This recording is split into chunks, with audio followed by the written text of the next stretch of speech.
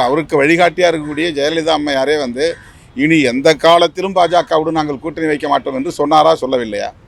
இவங்க ஜெயலலிதாவின் வாரிசுகளா அல்லது அமித்ஷாவின் வழித்தோன்றல்களா? இவர்கள் யாரை பின்பற்றுகிறார்கள்?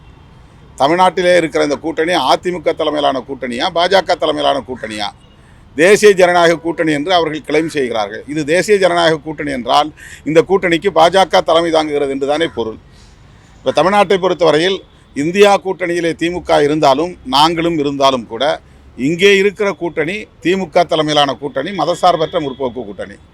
அப்படி என்றால் அதிமுக தலைமையிலான கூட்டணிக்கு என்ன பெயர்? முதல்வரை மோடி தீர்மானிப்பார் என்று சொன்னால் அதிமுக எந்த நிலையில் இருக்கிறது என்பது கவலைக்குரியதாக இருக்கிறது. எத்தனை முனை போட்டியில் உருவானாலும் இந்த தேர்தலை பொறுத்தவரையில் இருமுனை போட்டி தான். திமுக தலைமையிலான கூட்டணிக்கும் அதிமுக தலைமையிலான கூட்டணிக்கும் இடையிலான போட்டியாகத்தான் இந்த தேர்தல் அமையுமே தவிர, பல பேர் தனித்து போட்டியிடலாம், தனி அணியை உருவாக்கலாம், புதிய புதிய கூட்டணியை கட்டமைக்கலாம்.